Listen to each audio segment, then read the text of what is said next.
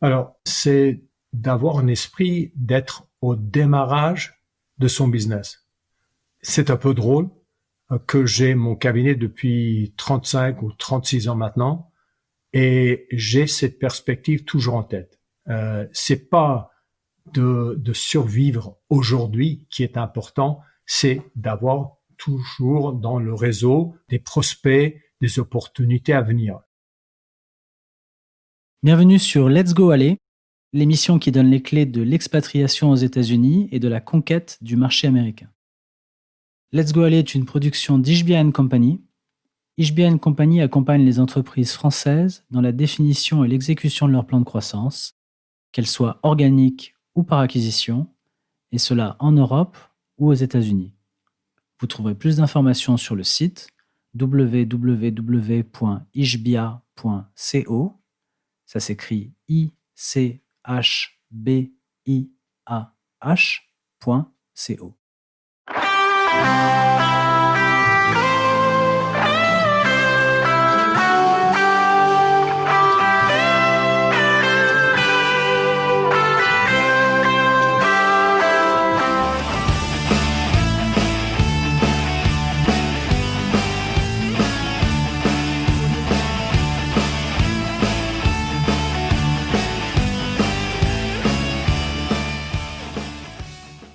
Bonjour Tom. Bonjour, Alors Tom, est-ce que tu peux te présenter pour nos auditeurs? avec plaisir. Nous sommes un cabinet de 5 avocats à Chicago. On est orienté sur la représentation des sociétés de taille petite et moyenne européennes qui font des affaires aux États-Unis. La plupart d'elles sont orientées sur la technologie. On les aide à protéger leur propriété intellectuelle, tous les aspects contractuels, création de sociétés, immigration et contentieux. Parfait, super. Et alors, Tom, toi, tu as une histoire un peu particulière par rapport à l'Europe et la France, hein, puisque donc je parle un avocat américain, mais qui parle un français courant. Est-ce que tu peux nous expliquer comment tu as créé donc ces attaches par rapport à l'Europe et la France? D'abord, j'ai eu la chance d'être le fils d'un professeur de marketing international qui a enseigné à Lausanne en Suisse quand j'avais l'âge de 11 ans. Et c'est là-bas où mes parents m'ont mis directement dans l'école publique et j'ai appris très rapidement le français parce qu'on n'avait pas le choix et on se pose pas des questions quand on a 11 ans. Et puis, je suis retourné à Strasbourg où je suis devenu moitié alsacien, pas tout à fait, pour une année d'études universitaires. Et puis maintenant, depuis 35 ans, j'ai mon petit cabinet d'avocats ici à Chicago et je me suis lancé directement sur des sociétés suédoises puisque je suis né à Stockholm et je parle un peu suédois et française. Et maintenant, on travaille surtout avec des sociétés suédoises, françaises, anglaises, hollandaises et suisses. Parfait. Merci pour ce contexte. Alors Tom, dont je voudrais parler avec toi aujourd'hui, c'est l'immigration, puisque donc, comme tu le sais, cette émission s'adresse aux professionnels français qui veulent s'expatrier, monter un business, monter une filiale aux États-Unis. Et donc, dans ce sens, évidemment, il y a une partie administrative liée au droit de l'immigration, que ce soit pour avoir un droit de séjour temporaire ou quelque chose de plus pérenne. Alors, pour commencer, est-ce que tu peux nous décrire dans les grandes lignes donc la philosophie, je ne sais pas si c'est le bon mot, du droit de l'immigration américain? Alors, la philosophie est probablement à peu près la même philosophie qu'en France. On veut savoir qui est-ce qui veut entrer aux États-Unis. Depuis une quinzaine d'années, peut-être même 20, les Européens ont eu cette possibilité d'entrer aux États-Unis sans avoir un visa. Et c'est sur le ESTA. La plupart des gens se trompent en croyant que l'ESTA, c'est un visa, mais c'est justement que ce n'est pas un visa. C'est uniquement qu'on annonce, on s'annonce au consulat américain, sur le site web des États-Unis, qui on est, et puis on n'a pas besoin de faire déposer une demande de visa et on peut entrer aux États-Unis sans visa. C'est presque uniquement les pays européens qui ont cette possibilité. C'est parce qu'il y a cette coopération et cette confiance entre les deux. Bon, voilà le background de tout ça. D'accord. Parfait, merci. Et donc, prenons des cas concrets et on va essayer de les adapter à la situation donc de professionnels qui s'intéressent aux États-Unis. Alors peut-être étape numéro un. Je travaille dans une boîte française, que ce soit la mienne ou que je sois juste employé, et je veux aller aux États-Unis peut-être pour faire une petite étude de marché de 2 semaines. Donc quel est le visa? Il semblerait que l'ESTA soit peut-être approprié pour ça, mais encore une fois, c'est toi l'expert. Oui, voilà, le ESTA, normalement, ça passerait sans souci 2 semaines jusqu'à 90 jours. Alors, d'abord, il faut faire attention à l'entrée des États-Unis pour voir quelle est la date limite qui m'a été donnée par l'officier à l'aéroport. Parce que normalement, ils donnent les 90 jours, mais ils ont le droit de donner le nombre de jours qui dans leur pensée subjective que vous méritez, quoi. Et comme ça, il y a des gens qui ont reçu 30 jours parce qu'ils ont annoncé qu'ils allaient rester aux États-Unis pendant 2 semaines, justement, et se trompent en croyant que c'était 90 jours et ils dépassent la date limite qui a été tamponnée dans leur passeport. C'est ça qui est la clé. Ou sur le petit formulaire I-94 qui est tamponné dans le passeport. Parce que c'est ça qui est la date critique. Et si on dépasse cette date, Romain, on peut être exclu des États-Unis et on perd la possibilité de rentrer aux États-Unis avec le ESTA dans l'avenir. D'accord. Alors, juste parce que peut-être toi et moi, on connaît un peu l'ESTA, mais peut-être que ça mérite de revenir un peu en arrière. Donc, l'ESTA, c'est une espèce d'exemption de visa qui est offerte aux Européens, donc aux Français. Comment ça marche? Ça dure combien de temps? C'est renouvelable? Et qu'est-ce qu'on a le droit de faire et de ne pas faire? Est-ce que tu peux nous décrire très rapidement le panorama de ce processus? Oui, voilà, on se met sur le site web d'ESTA du gouvernement américain et on remplit ces informations qui sont assez limitées. Et puis, on prend son billet et on part aux États-Unis.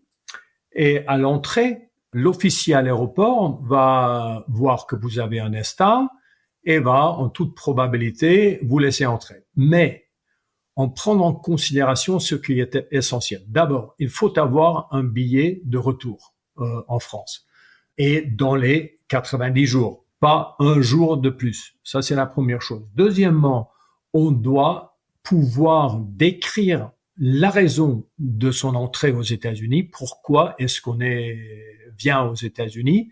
Et ça doit être ponctuel, sans question, comme le recherche du marché de 2-3 semaines ou visiter des clients, participer au salon, des conférences avec des prospects pour la société française, etc., etc. Tout est possible, même venir pour créer une société, embaucher du personnel, trouver des locaux, acheter des choses pour fournir le bureau, etc., etc. On a le droit de tout faire. Ce qu'on n'a pas le droit de faire, Romain, c'est de travailler ou de rendre des services productifs aux États-Unis. Et là, on entre dans une situation qui est un peu floue aux États-Unis parce que c'est toujours dans l'esprit ou l'espoir ou la tête, si je peux le dire, de l'officier en entrant aux États-Unis si on vient pour bosser ou on vient uniquement pour des raisons plutôt pour la société étrangère. Alors, on confronte assez régulièrement la situation où quelqu'un de technique, un technicien, vient aux États-Unis pour installer une machine, commissionner une machine, former le personnel, rendre du service, etc., etc. Et dépendant de l'officier à l'aéroport, il peut vous laisser entrer, il peut vous refuser. Et là, d'avoir des armes ou d'évidence avec soi, pas des armes physiques, hein, mais des informations, par exemple, une lettre qui décrit qu'on travaille pour la société française, qui aussi explique qu'on est payé son salaire naturellement par la société française, et les raisons pour la visite ponctuelle aux États-Unis. On ne doit pas offrir cela à l'officier à l'aéroport, mais si l'officier commence à soupçonner des trucs, on a ça dans la valise pour éventuellement montrer. Et on doit, par exemple, ne pas avoir tous ces outils avec soi quand on arrive aux États-Unis, mieux de les envoyer en amont, directement, par exemple, au client. Et puis, on arrive comme si on était là pour visiter le client et non pas travailler. Il y a des astuces, il y a des choses à faire si nous serions ravis de guider les gens un peu de comment maîtriser cette situation. D'accord, très clair. Et donc, peut-être pour aider nos auditeurs, donc l'état d'esprit dans lequel ils doivent se mettre pour essayer de comprendre un peu comment l'officier de l'immigration raisonne. Corrige-moi si je ne m'abuse. Mais donc, en fait, ce qu'il faut essayer d'éviter de créer comme doute dans l'esprit de l'officier de l'immigration, c'est que on va réaliser une prestation qui pourrait être considérée comme du travail, donc prendre le travail potentiel de quelqu'un qui est sur place. Exactement. Alors, la durée maximum, c'est les 90 jours. Comme j'ai déjà dit en amont, et ce qui est clé à souligner, ne pas dépasser la date limite. Beaucoup de gens aussi font une confusion entre les 90 jours chaque fois qu'on arrive aux États-Unis ou est-ce que c'est 90 jours en total pendant l'année calendrier. Et c'est 90 jours par visite. Et les gens disent, ah ben c'est super, j'arrive, je suis là 80 jours par exemple, je rentre en France une semaine, je reviens pour 80 jours, c'est bon. Non, non. Pourquoi? Parce que assez rapidement, après une visite, voire 2 ou 3, l'officier va voir que la personne dépense la plupart de son temps aux États-Unis et va refuser l'entrée et va vous mettre dans l'avion pour rentrer en France. Et là, l'ESTA serait perdu. Et normalement, le conseil romain, c'est si on veut faire beaucoup d'allers-retours aux États-Unis, soit on se change d'avis ou de stratégie et on organise le plus de rendez-vous possible et on reste plutôt plus ou moins 90 jours et on reste en dehors des États-Unis pendant au moins 1 mois, voire 2 ou 3, soit on fait une demande de visa B1, B2 qui normalement facilite justement les allers-retours. Parfait. Non, merci, c'est très clair. Juste une toute dernière question sur cet ESTA, en 2 mots. Donc, on a le droit de dire je viens pour créer une société, ça m'étonne.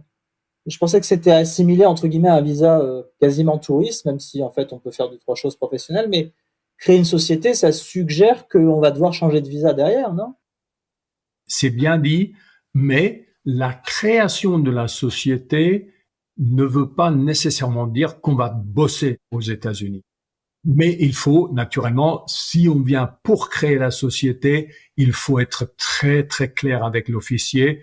Et normalement, je suis d'accord avec toi à éviter d'annoncer que voilà, j'arrive pour créer une société, parce que naturellement, l'officier va tomber directement dans une conversation. Mais qu'est-ce que ça veut dire, créer une société? Vous allez travailler, vous allez faire des ventes, qu'est-ce que vous allez faire? Et là, ils vont soupçonner éventuellement que la personne veut travailler aux États-Unis, ce qui n'est pas le cas, mais c'est bien décrit dans les régulations qu'on a le droit de créer une société, d'embaucher, recruter et embaucher du personnel, créer un compte en banque, tout ce qui est nécessaire de faire en amont pour pouvoir travailler. D'accord. Alors, tu en as parlé plusieurs fois déjà. Effectivement, si moi je veux faire du business de manière temporaire venant de France, il y a un autre visa dont j'ai entendu parler qui s'appelle donc B1 voire B2. Je ne sais pas quelle est la différence entre les deux, mais tu vas pouvoir nous aider. Décris-nous un petit peu ces visas et peut-être dans quel cas il faut les utiliser par rapport à, disons, l'ESTA. Très bien. Alors, il y a 15 ans, je crois, à peu près au même moment où on a créé l'ESTA pour Schengen, on a mis ensemble le B1, B2. Le B1, c'était le visa business. Le B2, c'était le visa touriste. Maintenant, c'est un visa B1, B2. C'est pas très évolué, mais quand même, c'est comme ça. C'est la raison pour laquelle le visa s'appelle maintenant B1, B2. Voilà, le B1, B2, c'est valable pour une période normalement de 6 mois, de nouveau, que la personne fait attention. Quelle est la date limite donnée par l'officier à l'entrée aux États-Unis, parce que ça pourrait être plus court que 6 mois. Et de nouveau, il faut pas dépasser la date limite. Alors, on reçoit 6 mois. Ce qui est intéressant, c'est que puisqu'on a maintenant un visa, où on a fait une demande, on a déposé une demande au consulat à Paris, et on a normalement eu un interview à l'ambassade pour justement être confié le visa B1, B2, on peut renouveler le visa B1, B2 aux États-Unis. C'est-à-dire 6 mois et je dirais après 4 ou 5 mois de déposer une demande pour renouveler le visa B1, B2 qui pourrait être renouvelé jusqu'au maximum 6 mois. Alors, on ne recevrait normalement pas 6 mois parce que de nouveau, on est déjà là la moitié de l'année et on va commencer à soupçonner qu'on va rester aux États-Unis et disparaître, je n'en sais rien. Bon, mais c'est une possibilité. Ce qui est aussi très positif avec le B1, B2, c'est puisqu'on a un visa B1, B2, on peut déposer une demande de changer de visa B1, B2 à un visa de travail, ce qui est une stratégie poursuivie par pas mal de nos clients qui sont pressés de partir aux États-Unis et veulent avoir la possibilité de rester aux États-Unis. C'est-à-dire, ils viennent de créer la société, il n'y a pas vraiment un sponsor existant aux États-Unis, mais on part aux États-Unis pour créer cette structure, embaucher du personnel, prendre des locaux, etc., etc. Et puis, pendant ce temps-là, faire créer un niveau de business qui permettrait de faire une demande de visa de travail, ce qui a été une stratégie adoptée par pas mal de nos clients. Ça donne le visa B1, B2, donne la possibilité de faire des allers-retours, mais comme l'ESTA, ce n'est pas 100% certain. Si on dépense 6 mois aux États-Unis, on part pendant une semaine en France, et puis on revient tout de suite, on va être posé des questions. Et il faudrait avoir un billet de retour 1 ou 2 mois plus tard, pas 6 mois plus tard, parce qu'on aurait consacré 100% de son temps pendant une année aux États-Unis. Ça ne marcherait probablement pas. Avant, ça pouvait passer, mais plus maintenant. Et on va soupçonner qu'on est là pour rester aux États-Unis. On ne peut pas être payé aux États-Unis sur ni l'ESTA, ni le B1, B2, mais sur le B1, B2, on peut être remboursé ses dépenses par la société américaine, ce qui n'est pas possible sur le ESTA. D'accord. Mais au-delà de ces remboursements, quel est l'avantage du B1 et de la durée, hein, donc 6 mois versus 3 mois? Quel est l'avantage de prendre un B1, B2 par rapport à l'ESTA? C'est cette possibilité de transformer le visa en quelque chose d'autre? Ben, ça, c'est un grand avantage. Un autre avantage, Romain, c'est que l'officier à l'entrée des États-Unis va voir que le candidat a pris le temps de déposer un dossier auprès de l'ambassade américaine et a fait son interview, et un collègue de l'officier a approuvé un visa B1, B2, ce qui va mettre à l'aise, normalement, l'officier à l'entrée. Alors, pour les gens qui s'intéressent à avoir la possibilité de faire beaucoup d'allers-retours aux États-Unis, c'est définitivement à conseiller de déposer une demande de visa B1, B2 à l'ambassade. D'accord. Je vais me permettre d'expliquer quelque chose qui est peut-être évident pour toi et moi, mais peut-être moins pour nos auditeurs. Donc, en fait, l'ESTA, si je récapitule, est une absence de visa, c'est une exemption, donc c'est un non-statut, alors que le B1 est l'un des nombreux visas, et la loi américaine est faite de telle manière qu'on peut passer d'un visa à l'autre, et que toutes ces demandes de visa font l'objet d'un examen par quelqu'un qu'on appelle un officier, donc l'administration. Et donc, ce que tu décris, Tom, si je te comprends bien, c'est que le B1, B2 est, entre guillemets, facile à avoir, mais par contre, il permet d'enclencher donc ce processus de immigration potentiel, puisque donc on a déjà une base, un visa qui a été examiné par quelqu'un, et donc si on veut passer un autre visa, quelque part, c'est un gain de temps pour le futur. Ça peut être un gain. C'est naturellement la demande de visa de travail est indépendant du visa B1, B2, mais ça donne un support parce qu'il faut qu'il y ait une cohérence entre la demande de visa B1, B2 et la demande éventuelle de visa de travail. C'est ça qui est essentiel. On peut pas dire moi je vais faire ci et ça et puis dans la demande de visa de travail dire quelque chose contrarien. Ce serait un désastre. Alors, prenons des cas concrets. Je pense que ces cas concrets vont nous aider à définir les autres types de visas.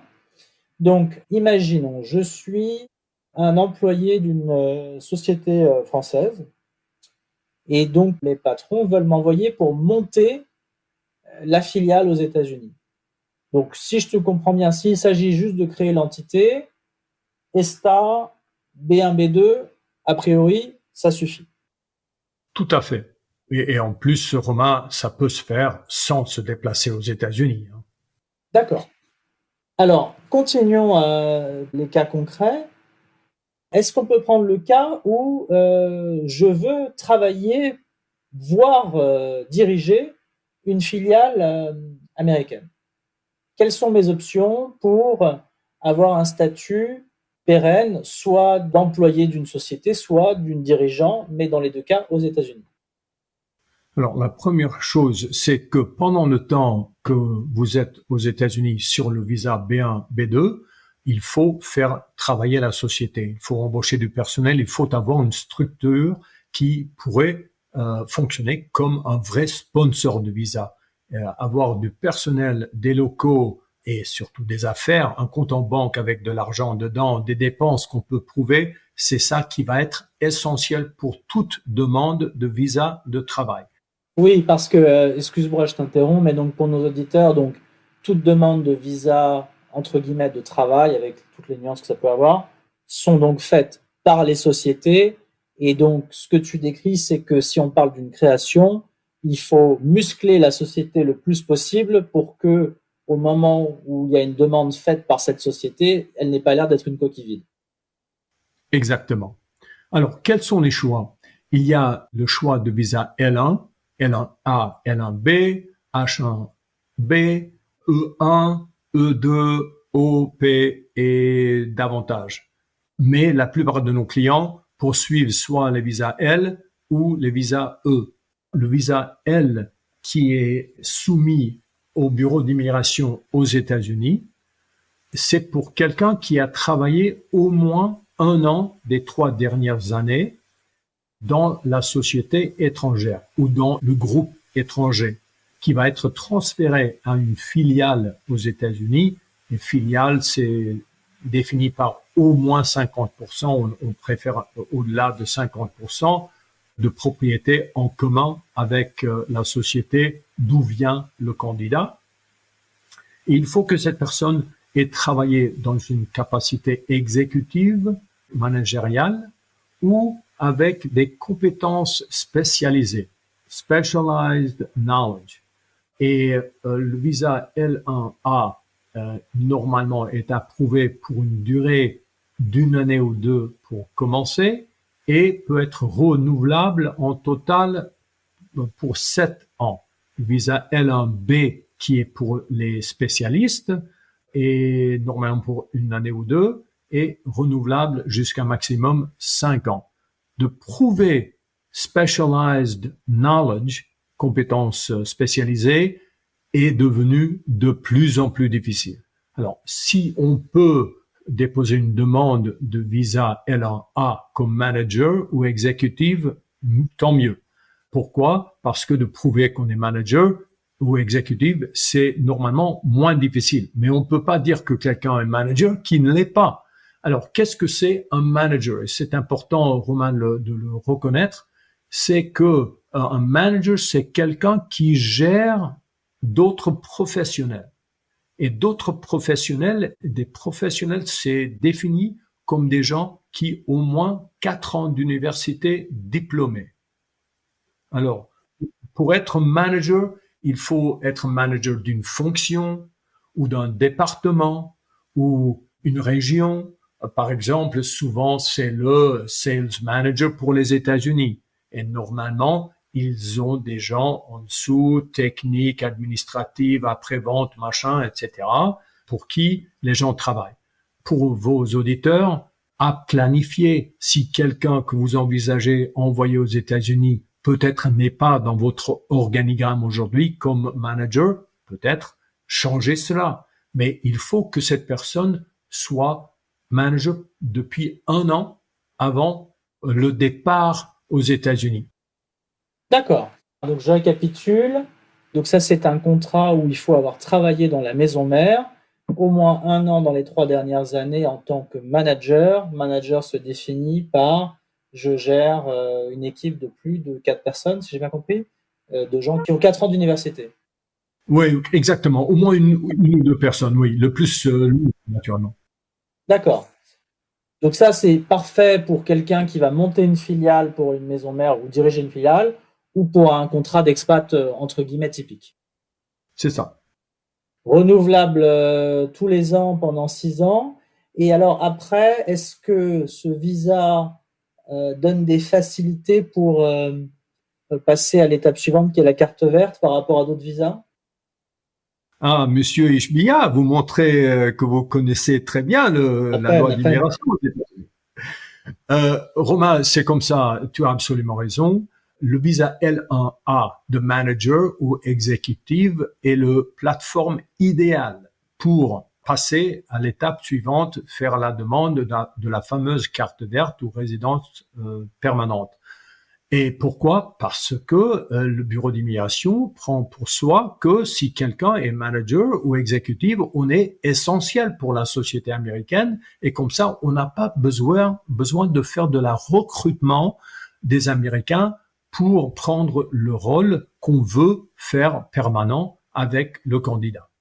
D'accord. Et on peut faire cette demande de carte verte après combien d'années en L1A, du coup, ou L1B d'ailleurs?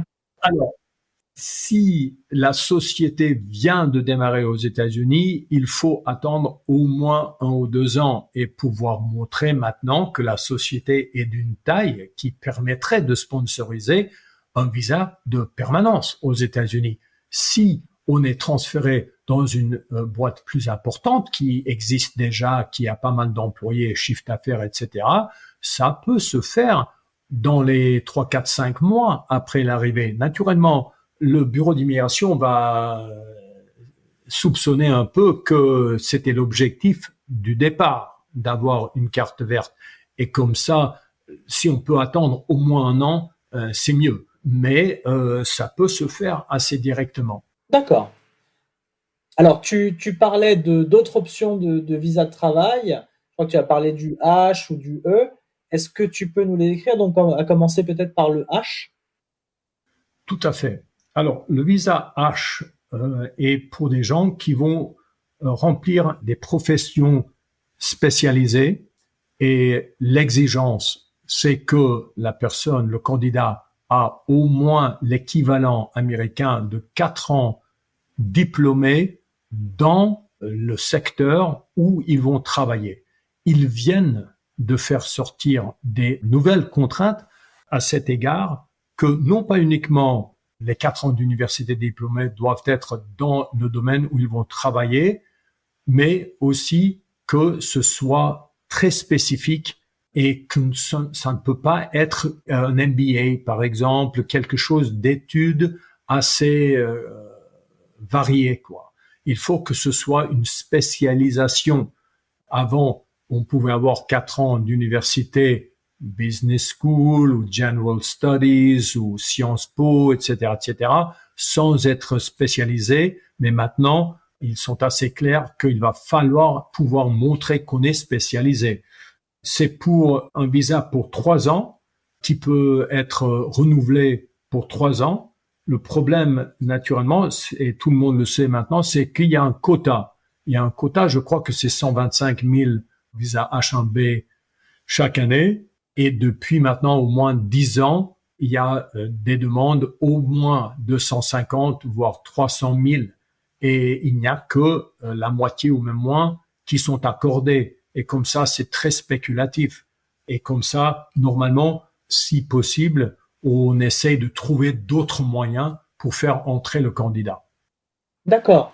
Donc l'inconvénient du H1B, c'est qu'il est donc plus contraignant en termes de faisceau d'évidence qu'il faut justifier pour en avoir l'accord. Il y a un autre inconvénient qu'il y a donc des quotas, donc il y a probablement une file d'attente dans l'obtention. Inversement, corrige-moi si je ne m'abuse, mais il est transférable d'une entreprise à l'autre. C'est-à-dire que par rapport au L dont on parlait, si je quitte la société avec mon L, je peux pas aller travailler pour une autre société américaine sans avoir un visa H. Alors que le visa H me permet, c'est comme un espèce de permis de travail, entre guillemets, il me permet de travailler pour société A, B et C, moyennant somme quelques changements, évidemment, quelques paperasseries, mais c'est quand même plus facile de passer d'un employeur à l'autre. Tout à fait.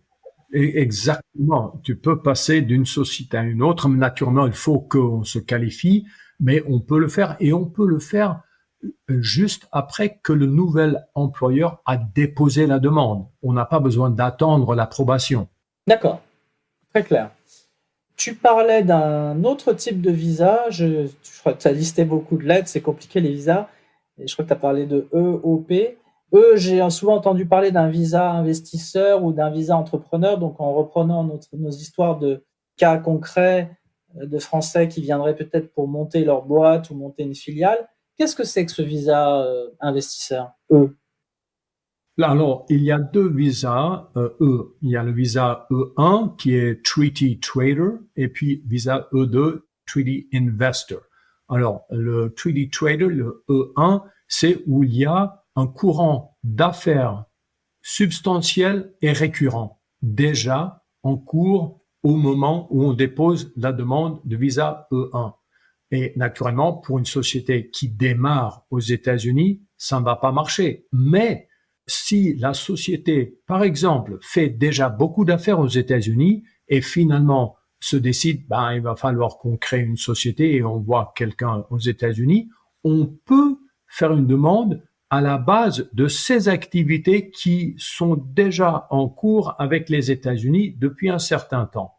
Et comme ça, le visa E1 est quand même pas mal intéressant.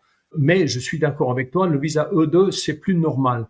Le visa E2, c'est le visa d'investisseur où il faut montrer qu'on a déjà investi une somme substantielle et non pas marginale. Alors, substantielle, nous avons une règle dans notre cabinet qu'il faudrait montrer qu'on a déjà dépensé pour les activités aux États-Unis environ $100,000.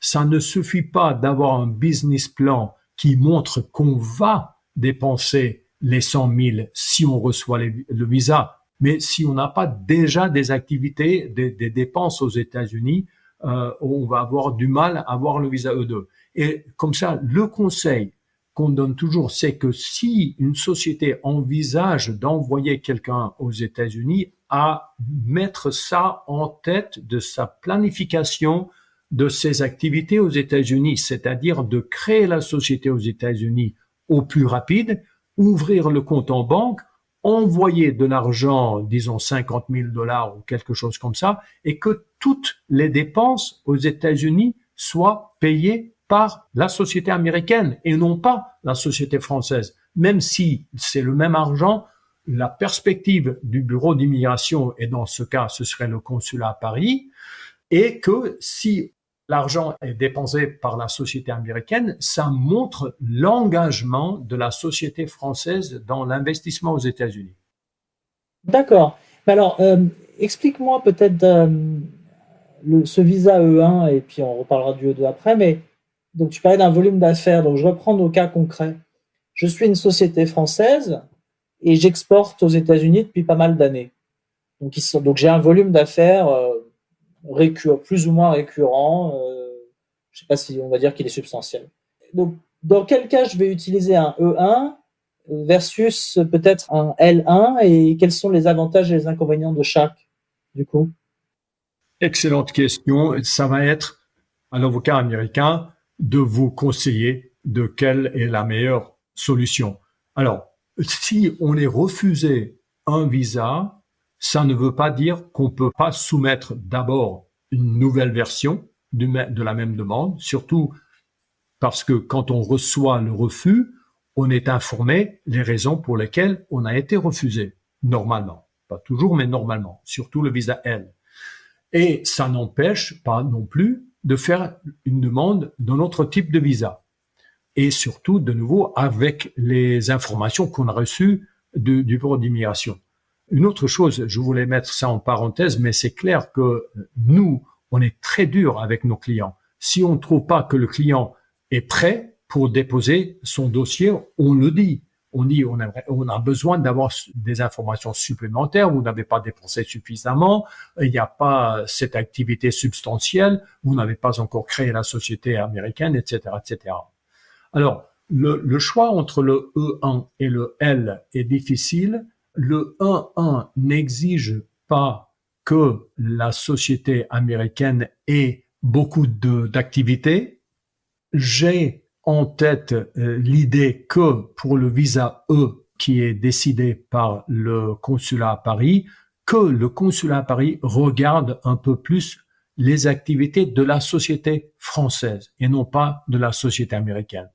Tandis que le bureau d'immigration américain où on dépose le visa L1, A ou B, normalement, selon moi, c'est mon expérience, a son œil plus sur les activités de la société américaine. Et si la société américaine est très jeune et qui n'a pas d'activité réelle, etc., etc., ben il faudrait mieux déposer la demande du visa en France et non pas aux États-Unis.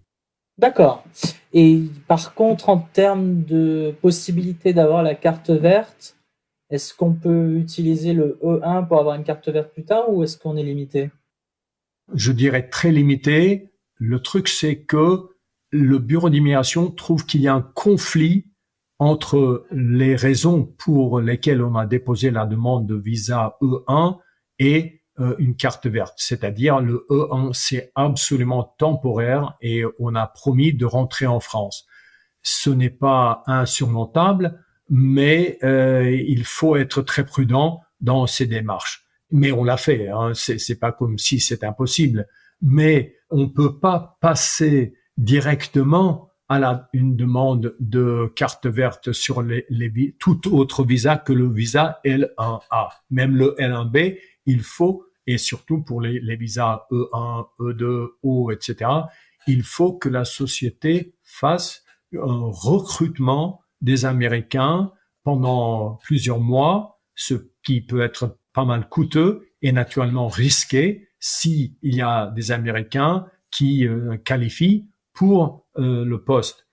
Et comme ça, normalement, si on envisage de plus tard faire une demande de visa permanente, que c'est bien mieux de démarrer avec un essai de demande de visa L1A. D'accord.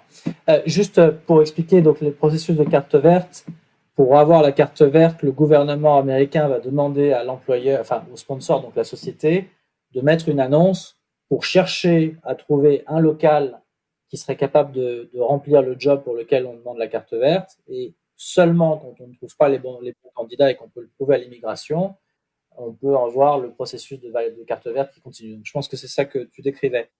Alors, juste pour finir sur le E1, du coup, donc ce que je comprends bien, c'est que finalement, le choix entre les deux, ça va être une réflexion en termes de qu'est-ce que je veux faire de ce visa après, est-ce que je veux avoir une carte verte, et puis aussi le niveau de développement du business. Est-ce que si je suis confortable avec mon activité américaine, bah, peut-être que le L1 est mieux. Si mon activité américaine, je ne suis pas aussi confortable, peut-être que je préfère postuler en France et donc je vais peut-être commencer par un E1, sachant que les deux ne sont pas exclusifs. Si ça ne marche pas avec l'un, je peux passer à l'autre. Enfin, je peux tenter l'autre.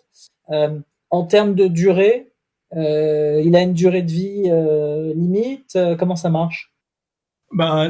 C'est bien que tu poses la question. Le visa E1 n'a pas de limite. On peut renouveler le visa normalement qui est accordé pour 2 ans.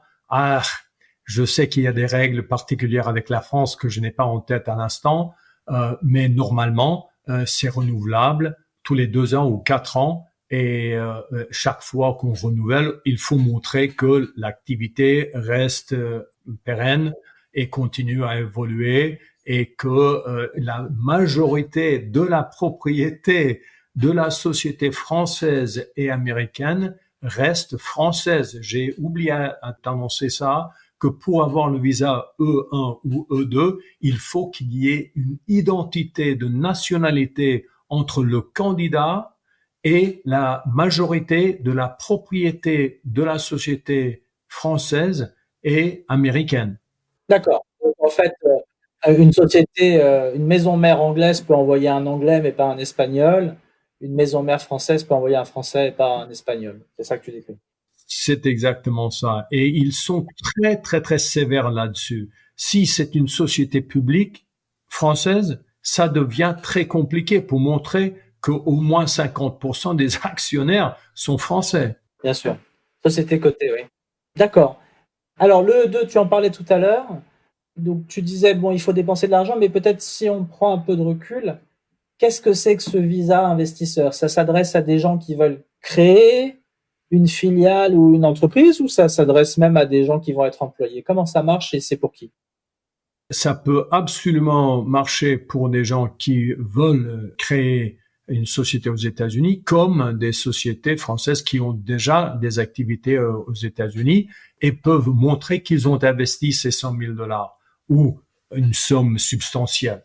Ce qui est difficile naturellement pour les gens qui créent des sociétés aux États-Unis, c'est que ils ne veulent pas dépenser 100 000 dollars avant de savoir qu'ils aient le visa. C'est compréhensible. Malheureusement, ce n'est pas chicken and egg. C'est une question il faut avoir cet investissement en place. Et on est en train, à l'instant, de coacher plusieurs sociétés justement dans ce domaine, qu'on ne trouve pas qu'ils ont investi suffisamment dans les activités aux États-Unis. Et ça peut être pas mal compliqué. Et en plus, il y a des sociétés qui ont démarré il y a pas mal d'années et éventuellement pour lesquelles on a fait plusieurs demandes de visa L1 qui maintenant veulent envoyer quelqu'un français mais qui ne travaille pas dans le groupe français au moment du dépôt de la demande de visa. Il faut que ce soit un visa E et non pas L. Et ça, souvent, c'est difficile à montrer que la société française a investi ces 100 000 dollars aux États-Unis. Pourquoi? Parce que la société américaine, assez rapidement, s'est autofinancée. Et ça ne fait pas partie de l'investissement si la société américaine n'utilise que l'argent qu'elle a gagné. D'accord. Donc, c'est un visa de travail, mais pour lequel il faut donc qu'une entité française, on va s'adresser à des Français, ait investi directement jusqu'à, un tarif de 3, c'est 100 000 dollars aux États-Unis. Oui, il ne s'agit pas d'envoyer 100 000 dollars dans un compte en banque. Oui, ça aiderait, c'est clair, mais c'est l'idée qu'il faut avoir dépensé la plupart au moins de cette somme et naturellement soumettre un dossier costaud de business plan. Et il faut avoir investi cette somme, si je ne m'abuse, Tom, il faut avoir ou recruter ou prévoir de recruter des Américains. Tout à fait. Au moment du dépôt du visa E2, on conseille tous les clients d'avoir au moins un employé aux États-Unis. D'accord. Donc, en fait, ça s'adresse à qui? Donc, quelqu'un qui veut monter sa boîte aux États-Unis. Si je récapitule, peut-être que je commence par un B1, B2 pour monter la structure, recruter, etc., etc. Et donc, il faut que j'investisse 100 000 dollars dans cette société, peut-être en embauchant un Américain, entre autres choses. Et donc, si je fais ces choses-là, je peux répondre aux critères pour appliquer pour un visa E2. C'est bien ça? C'est ça. Et c'est souvent des sociétés françaises qui ont besoin de démarrer leurs activités mondiales aux États-Unis. C'est-à-dire qui n'a pas beaucoup d'historique en France, qui veut absolument avoir cette société aux États-Unis et démarrer. Aussi, c'est les sociétés françaises qui veulent envoyer des Français qui n'ont pas travaillé dans le groupe. Très clair. Merci pour ces précisions. Je pense que on a donc un bon échantillon. Donc, si je récapitule, bon, dans tous les cas, c'est pas mal d'utiliser le B1, B2 quand on peut le faire pour commencer à préparer le terrain, notamment dans la création d'une filiale. Si je suis employé manager d'une société en France, au moins d'1 an d'ancienneté avec d'autres critères, il semblerait que le moyen le plus facile d'être envoyé aux États-Unis, que ce soit en expat, employé ou en dirigeant, c'est le L1. Le H1B, un petit peu compliqué compte tenu des histoires de quotas. En revanche, les autres options donc seraient si l'activité américaine que je suis en train de monter est trop petite, peut-être qu'il faut utiliser le E1 comme alternative. Et si j'ai rien du tout, c'est presque une start-up. Donc il y a peu d'activités en Amérique, mais il n'y en a pas aussi beaucoup en France. Il semblerait que le E2 peut être une solution alternative, tout en sachant que le E2 demande un investissement substantiel et l'embauche d'employés américains, puisqu'on va essayer de justifier qu'on crée de l'emploi aux États-Unis en créant cette entité. Il y a pas mal de flexibilité et il faut voir ça de cas en cas. Ton explication, c'était une simplification un peu, peut-être, si je peux le dire, extrême. Le visa E2 est devenu de plus en plus intéressant parce que le bureau d'immigration aux États-Unis est devenu de plus en plus difficile et sévère et contraignant. Et normalement, les consulats à l'étranger sont un peu plus ouverts à des demandes et on est passé du visa L1 de plus en plus au visa E depuis maintenant 5 ans. Et comme ça, si on n'a pas vraiment l'ambition d'avoir la carte verte, on peut normalement démarrer avec la demande de visa E1 ou E2. D'accord. Merci pour ces clarifications. Bon, évidemment, il y a d'autres types de visas dont on n'a pas parlé, mais je ne sais pas si tu en es d'accord, mais je crois qu'on a balisé les options les plus communes par rapport aux problématiques dont on a parlé, à savoir s'expatrier, travailler, monter une boîte, monter une filiale aux États-Unis. Oui, il y en a d'autres justement, et c'est cas par cas, et on serait ravi de consacrer 1 heure à titre gracieux avec des sociétés qui s'intéressent à justement investiguer quelles sont les options et quelle est peut-être la meilleure. Parfait.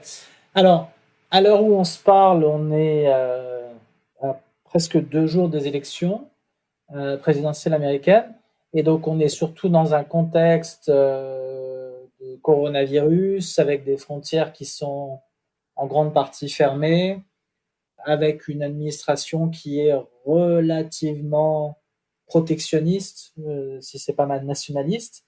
Donc, est-ce que tu peux nous décrire dans quelle mesure ce contexte influe sur les possibilités d'obtention de visa et peut-être sur les options dont on a parlé? Peut-être que compte tenu de cet environnement, il y a des visas qui sont plus préférables en ce moment que d'autres. Absolument. Alors d'abord, les citoyens américains et les étrangers avec les visas permanents, la carte verte, ont le droit de rentrer aux États-Unis sans exception. Mais les gens qui n'ont pas quoi que ce soit de statut d'immigration, c'est-à-dire sans ESTA, on ne peut pas aujourd'hui faire la demande d'ESTA ou se rejoindre sur le site web consulat pour avoir l'ESTA et entrer aux États-Unis. Il faut avoir depuis le 24 juin 2020 un ESTA ou un visa, soit B1, B2, soit visa de travail. Même avec ça, on n'a pas la possibilité d'entrer aux États-Unis pendant la période de Covid jusqu'à au moins la fin de cette année, c'est-à-dire 2020, sans avoir ce qui s'appelle the National Interest Exception, c'est-à-dire que on est employé dans une société qui est engagée dans une activité essentielle pour le redémarrage de l'économie américaine ou a un grand intérêt pour l'économie américaine, c'est-à-dire quelqu'un qui travaille dans une société qui travaille surtout dans l'infrastructure ou dans la sécurité ou la chaîne de nourriture, santé, des industries comme ça. Et il faut montrer qu'il y a des clients existants aux États-Unis qui ont un grand besoin d'avoir cette personne, cette expertise sur place aux États-Unis. Pour l'instant, on a été contacté par pas mal de clients et de nouveaux clients qui ont besoin justement d'envoyer du personnel aux États-Unis et on a eu du succès auprès du consulat à Paris pour justement avoir ce National Interest Exception. Mais naturellement, le plus de sociétés qui se rendent compte qu'il y a cette exception, le plus de demandes ont été soumises à l'ambassade américaine et la plus de temps ça prend. Et je crains aussi que ça va devenir de plus en plus difficile d'avoir cette exception. Ça donne la possibilité d'entrer aux États-Unis une fois. C'est pas quelque chose qui va donner le droit d'entrer plusieurs fois. Et comme ça, le conseil, c'est d'amasser le plus de jobs de travail possible pour cette une fois d'entrer aux États-Unis.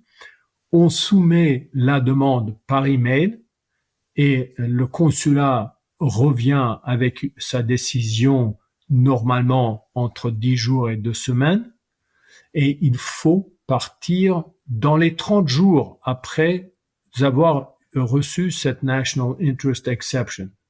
Le consulat de son part contacte la compagnie ou les compagnies aériennes pour les informer que cette personne a le droit de cette visite aux États-Unis. C'est uniquement une fois, comme je t'ai dit, mais on peut avoir cette approbation pas uniquement pour une journée ou une semaine, ça pourrait être jusqu'à 3 mois, ce qui est normalement permis sur le ESTA. Alors, en plus, les visas L1 et H1B ont été suspendus. On ne traite pas de dossier de L1 ou H1B au moins jusqu'à la fin de l'année. Quand tu dis on ne traite pas, c'est de nouveaux dossiers ou même les dossiers en cours sont suspendus? Je crois que c'est même les demandes qui ont été déjà soumises. D'accord. Donc en gros, si je résume, à part le National Interest Exception, aujourd'hui, quelqu'un qui n'a pas de visa pour les États-Unis ne peut pas rentrer. C'est ça. Il y a une option, une possibilité qui est d'aller à Guadeloupe ou Martinique, qui acceptent les Français à l'instant. Ils n'acceptent pas les Américains. La frontière est fermée dans ces îles françaises du Caraïbe. Mais pour les Français, on peut y aller et être en quarantaine 14 jours et puis après passer aux États-Unis, même sans avoir le National Interest Exception. Alors ça, c'est tout à fait une possibilité. Et pour les Français, d'aller à Martinique pendant 2 semaines, c'est pas mauvais. Mais il faut à ce stade prouver qu'on a été testé et n'a pas de manifestation de cette maladie et naturellement qu'on fasse la température et soumis à une investigation de santé après l'arrivée aux États-Unis. Mais ça, c'est une possibilité et on a pas mal de clients qui l'ont fait. Et donc, pour être complet sur ce sujet, donc là, tu rentreras avec quoi? Avec un ESTA? Oui, exactement. Il faut au moins avoir justement, comme tu le dis, un visa pour entrer aux États-Unis ou un ESTA, l'un des deux. D'accord. Et c'est une vraie quarantaine, c'est-à-dire qu'on est enfermé chez soi en Martinique. C'est ça, exactement. C'est pas les vacances. D'accord. Donc, ouais, aux auditeurs de voir si ça leur correspond, si ça correspond à leur situation. On a parlé des options de visa L1, E2, E1, etc. Quid des conjoints ou conjointes? Est-ce que automatiquement on peut obtenir un visa pour donc la famille? Et si oui, est-ce que ce sont toujours des visas qui permettent de travailler ou pas? Alors, d'abord, il faut que les deux soient mariés. Les conjointes, les contractuels, etc., ça ne marche pas. Il faut qu'il y ait une licence de mariage, comme on dit en anglais, marriage license. Il faut que ce soit juridiquement lié par mariage et non pas uniquement contractuellement. Ça, c'est essentiel. On a eu des clients qui se sont fâchés malheureusement avec nous, qui ne se sont jamais mariés. Il faut que ce soit un mariage concret, mais avec ce mariage, l'époux ou l'épouse reçoit un visa E2, E1 ou L2 tout de suite, dès le moment que celui qui va recevoir le visa a eu son tampon dans le passeport. Et normalement, l'idée, c'est de soumettre les passeports de toute la famille au même moment au consulat pour que tout le monde reçoive son visa bien tamponné dans le passeport. Et donc, ce sont des visas qui permettent de travailler ou pas? Exactement. Le H1B, l'époux ou l'épouse n'a pas le droit de travailler. Il faudrait faire une demande de visa particulière pour cet individu. Mais sur le visa L1, A ou L1B et les deux visas E, l'époux ou l'épouse a tout à fait le droit de demander, soumettre une demande de l'autorisation de travail aux États-Unis. Et puis, ça, normalement, maintenant, ça prend 3 ou 4 mois de recevoir cette approbation, mais ça donnerait la possibilité de travailler, tout à fait. Et ce qui est drôle, c'est que cette personne peut travailler pour n'importe quelle société, tandis que celui qui a reçu le visa est obligé de travailler uniquement pour le sponsor. D'accord. Merci, c'est très clair. Alors, je voudrais changer un petit peu notre fusil d'épaule et parler avec toi du développement de son business.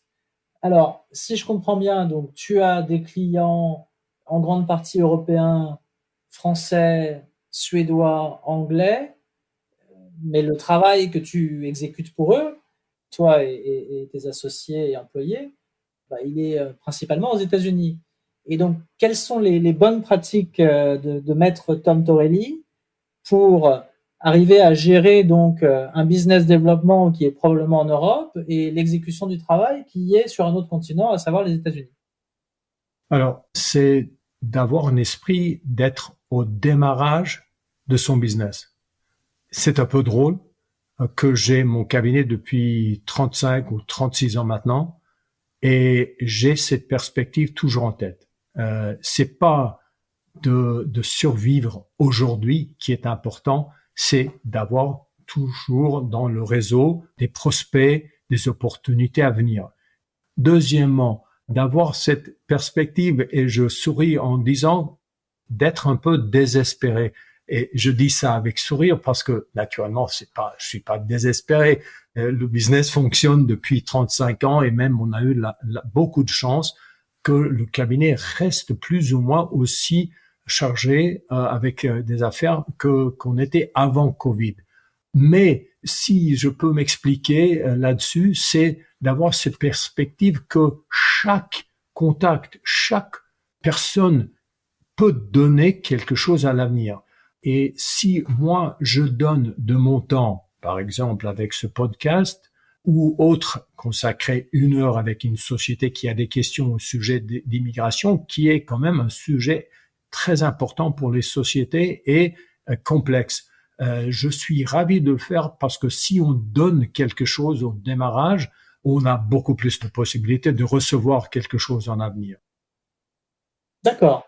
Mais au-delà de cette partie donc de maximiser chaque contact qui, à mon avis, effectivement, a beaucoup de sens. Et puis j'aime beaucoup cette expression que tu as sarcastique, hein, d'être entre guillemets dans un état d'esprit désespéré. Je vais essayer de garder ça pour mon propre business. J'aime beaucoup. Mais surtout sur la partie transatlantique, peut-être que ça pose des problèmes logistiques. En tout cas, je peux en imaginer. où en gros pour démarcher, alors faut prendre l'avion parce que le contact physique, quand on peut se le permettre, c'est toujours un peu mieux que des zooms. Et en même temps, bon bah le travail, il est souvent fait des États-Unis. Donc, est-ce que tu as vécu ça, cette difficulté de devoir, entre guillemets, être sur deux continents? Et sinon, comment fais-tu justement pour arriver à développer le business à distance, entre guillemets? Alors, c'est un sacré travail. J'organise des voyages en Europe pour participer dans des salons, des conférences, organiser des interventions avec des chambres de commerce, avec des syndicats en France, en Angleterre, etc., etc. Et il faut développer des relations privilégiées avec ces organisations pour avoir accès à ces conférences. Et ça prend énormément d'énergie et de temps. Alors, ça prend normalement entre 2 et 3 mois pour organiser un voyage d'une dizaine de jours ou 2 semaines. Et là, ce ne serait pas de s'asseoir à Paris pour avoir des rendez-vous. Non, il faut se déplacer. Et moi, ce que j'ai fait, puisqu'il y a tellement de cabinets d'avocats qui sont à Paris et orientés aux sociétés parisiennes, moi, je me suis dit, puisque j'ai des contacts en Alsace, à Lyon, Marseille, Nice, Bordeaux, etc., je me suis déplacé et je me suis présenté aux chambres de commerce plus locales dans les lieux un peu lointains de Paris. Et j'ai fait la même chose dans les autres pays européens. Et ça a donné plus de possibilités. Alors, organiser tout ça, ça prend énormément de temps et d'énergie. Et il faut jamais laisser tomber un contact, un nouveau contact. Customer Relations Management, c'est wow, c'est quelque chose qui a été beaucoup facilité par les nouveaux programmes. Et il faut absolument le faire et les suivre, les envoyer des nouvelles au niveau de l'évolution de la loi d'immigration, par exemple. D'accord. Et donc, tu fais combien de voyages par an, du coup? 5 ou 6 déplacements au moins. D'accord. Et qui, donc, à chaque fois, font une dizaine de jours et que tu prépares relativement à l'avance. Oui, tout à fait. Et ce qui est important, c'est d'avoir la possibilité d'être face à des sociétés et les gens qui organisent ces événements parce que c'est eux qui sont les meilleurs multiplicateurs. D'accord. Très clair. Tom, on arrive au bout du temps qui nous est imparti. Donc tout d'abord, merci infiniment pour ton temps, pour tes lumières sur notamment les différentes options de visa, mais aussi les bonnes pratiques pour faire croître son business. Moi-même, je pense que je vais en utiliser quelques-unes. Alors, pour nos auditeurs qui donc auraient des besoins de conseils ou de services, notamment sur ces sujets d'immigration et qui donc souhaiteraient te contacter, quelle est la meilleure façon de te joindre? Sur soit notre site qui est toreli.com ou de m'envoyer un email, c'est toreli, T-H-O-R-E-2-L-I, @toreli.com, tout simplement. Parfait. Merci Tom. Merci mille fois pour cette occasion, hein, Romain. J'apprécie beaucoup ton initiative. Merci d'avoir suivi Let's Go Aller, l'émission qui donne les clés de l'expatriation aux États-Unis et de la conquête du marché américain. Let's Go Aller est une production d'HBN Company. HBN Company accompagne les entreprises françaises dans la définition et l'exécution de leur plan de croissance, qu'elles soient organiques ou par acquisition, et cela en Europe ou aux États-Unis. Vous trouverez plus d'informations sur le site www.ichbia.co. Ça s'écrit ICHBIAH.co.